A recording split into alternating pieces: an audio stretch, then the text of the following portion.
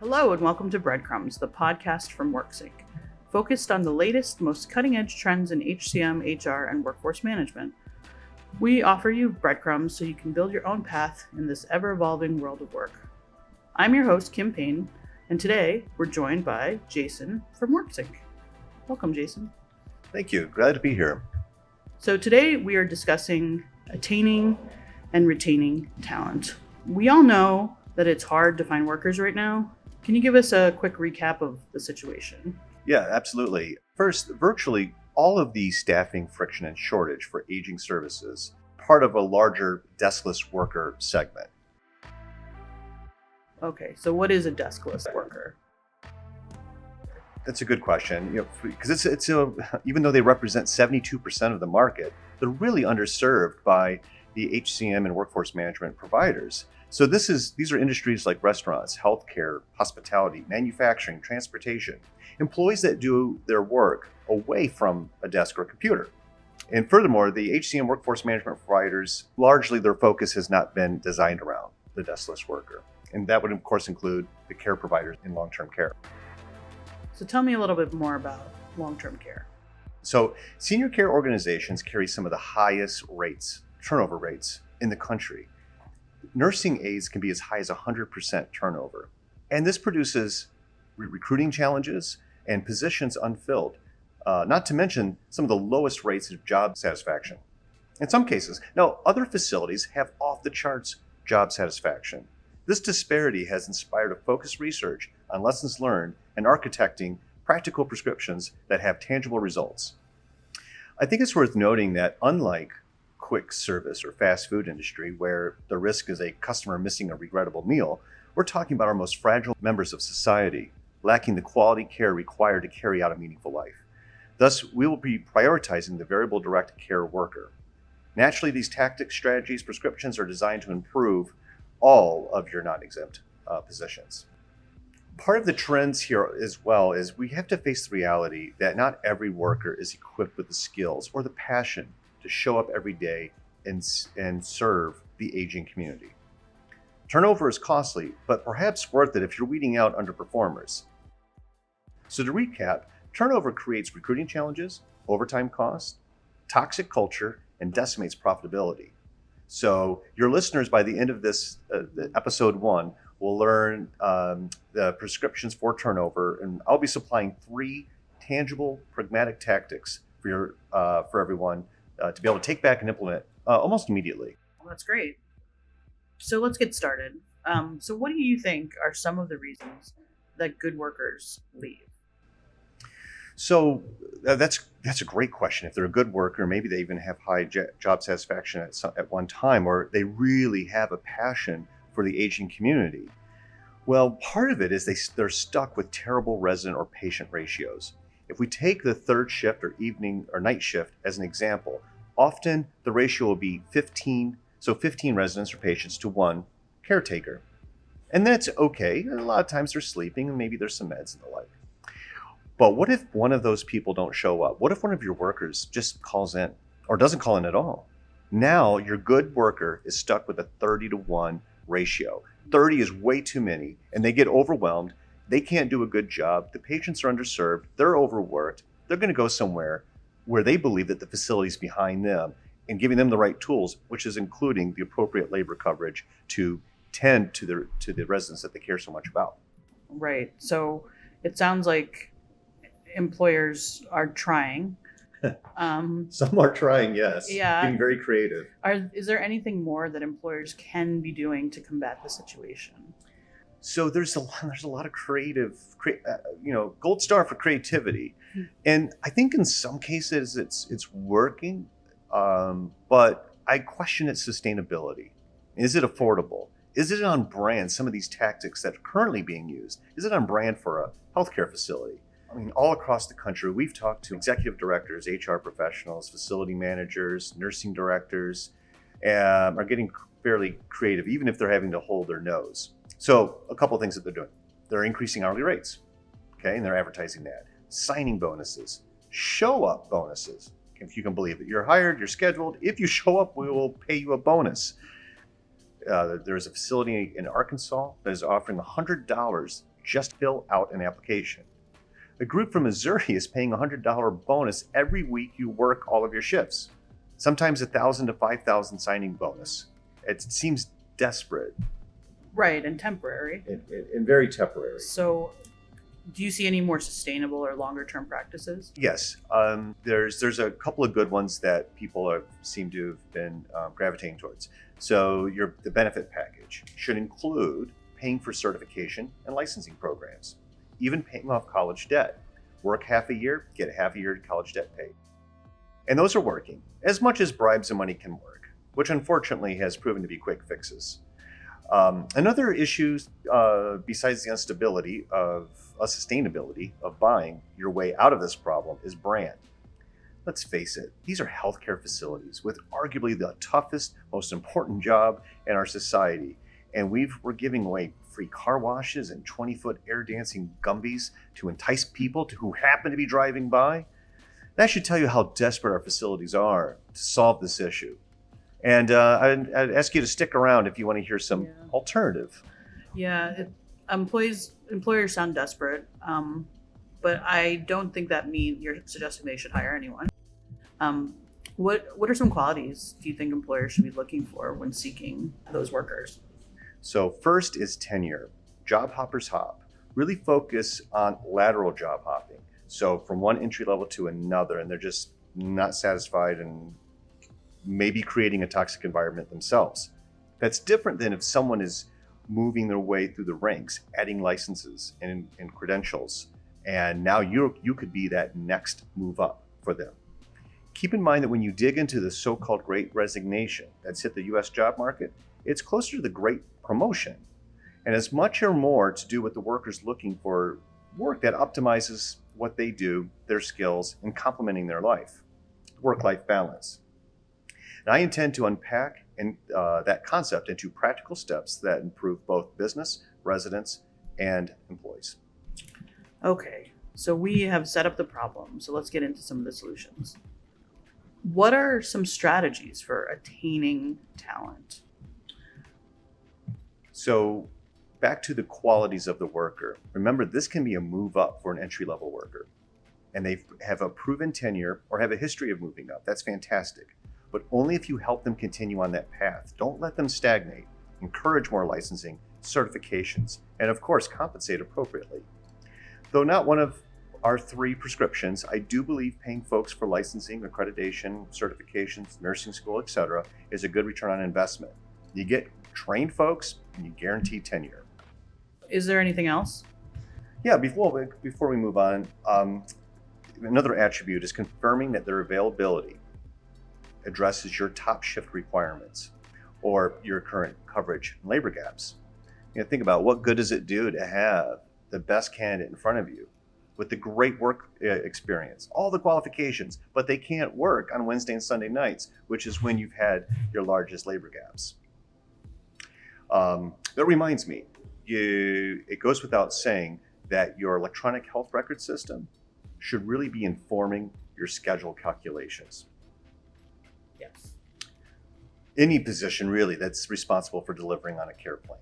Okay, so encourage more licensing and certification and pay if possible. Confirm availability against your current coverage and gaps. Okay, so now let's take a look at retaining talent. All right. Yeah. So employee engagement is good. It's a good place to start, but somewhat difficult for us to define and to measure, to know what's working and what's not. In order to avoid that engagement being confused with entertainment, the bagels and Taco Tuesdays, bingo. These are great activities for our residents. We don't need to confuse matters with our workers. We should focus on the intersection. In my opinion, we should focus on the intersection of empowerment and engagement. So for example, empowerment. Those are staffing opportunities that meet the skills and availability of the worker. Like the previous example. Yeah, I love to work Wednesday and Sunday nights, and I have the skills to do so. Great. An example of engagement would be constant feedback about performance, earnings, open shifts, licensing, certifications, education opportunities, and last but certainly not least, how the work they do impacts not only the facility, but the residents' quality of life. If this is not a purposeful job, if they don't find purpose and meaning in this job, it's going to be tough. You're going to have tenure issues no matter what. Yeah, because it's not necessarily what they want to be doing. It's not the highest paying position. No. Let's You be have clear. to have some passion around. Right. And if you're serving them incorrectly, if you're not illustrating how the work that they do directly impacts their quality of life, you're missing a huge opportunity. Okay. Well, tell me a little bit about technology. How does collaboration and new tech, like smartphones, new old tech, factor into empowerment? So, and this is the case with a lot of, just deskless worker in general. The smartphone and the collab tech sound really good, and it can be. I kind of view it as a double-edged sword, though. You have a built-in platform for engagement notifications. Those little red circles that say, "Hey, you might need to be aware of this." That can identify workers that of a slip and fall or of emergency situations. Collaborating together to address, high or significant emergencies. But this is also where TikTok, Twitter, Facebook, email, text from kids, and other distractions not associated with resident care. This has led most facilities, I shouldn't say most, many facilities, to you put this in your locker, your cubby. It's not allowed to be on during work hours. I think the advantages outweigh the disadvantages. Just make sure you have a good smartphone policy and make sure it checks out with your compliance experts. Yeah, so to just run that down, don't get empowerment confused with entertainment. Fully engage the staff with care plans and strategies for their residents, keeping them engaged. Use smartphones, but be careful to put a policy around that. Mm-hmm. And, reduce turnover. No easy task, but essentially easy. Well, and it's important to know that the way that the good facilities, the ones that are providing ample coverage, the way that they're doing this is pretty expensive. They just simply overschedule and overstaff, overhire. That can equate to over budgeting, or it has a result of, you just send the people that you don't need home. That's becoming a compliance issue in some places. In Chicago, you can't do that for any industry. And in the Northwest and West Coast, it's starting to become more and more popular. It's referred to as fair scheduling laws, which makes sense. Schedule somebody, they design their whole life around the work schedule, and then they show up and say, no, thank you. And it's okay to send them home as long as you pay them. It sort of defeats the purpose. Yeah. You can Google those laws, but they're becoming more and more prevalent across the country. Yeah. All right, so we've gone through some strategies for attaining, some strategies for retaining. Mm-hmm. If we had to pick the headlines, what are those 3 practical things that you think we can implement right now? Yeah, the 3 most practical things that I think will give you the best return on investment as we've been kind of dancing around these solutions. So first of all, on-demand pay, it has a lot of different names. Pay on demand, earned wage advance, we call it WorkSync Wallet. Which is a little bit different than the earned wage advance programs out there. Many of them are doing a great job and having great traction. It's better than nothing in senior care. EWA is certainly improving on the predatory financial products like payday loans. But often it creates additional burdens on the payroll office, and it still costs $2 to $5 to get a little bit of your wages ahead of time. I think you want something where the employee can access their daily wages on punch out every day at no cost to the employee, and no administrative work or cost to the employer. So this strategy addresses both the engagement, pay every day, and empowerment over their wages. And it makes them think twice about leaving after a bad day, because it might be 3 to 4 weeks for their next paycheck in a traditional manner. Right. Have you heard of any clients utilizing this in a positive way? Yes. Now, people are using this as a recruiting tool.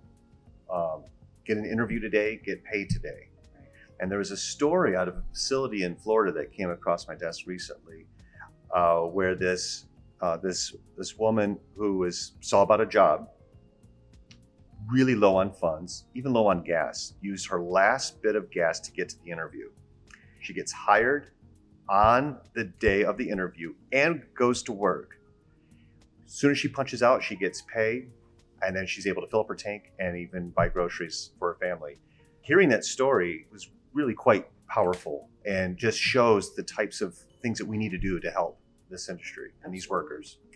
So what other strategies, what other headlines do you want everyone to take away? Yeah, so that's one. The second one is advertise, notify, and automate your open schedules. Assuming that your electronic health record system, like a point-click care or matrix care, is informing your scheduling system, by the way, it should, you want to make sure you're pushing those open shifts in combination with the punch-to-pay policy creates a more tangible communication. Now, instead of, the work needs someone to come in again on this particular time, it's like, work has more money for me. But everyone wins here. You're getting your shifts with your existing W-2s, and they're getting extra money. Now, I will say, it's also tied into this. If you've exhausted all of your W-2 employees, to extend your candidate list to your agencies that work, that can provide on-demand qualified personnel.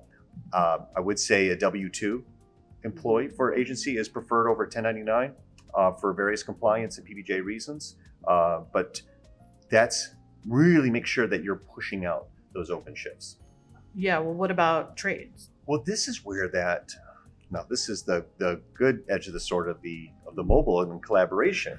When you won't believe, you'll be very surprised, I should say, if you push the problem back to the employees. They're very creative at taking care of this. And so instead of saying, hey, I'm not available on Saturday, scheduling staffing coordinator, you figure it out. No, you figure it out.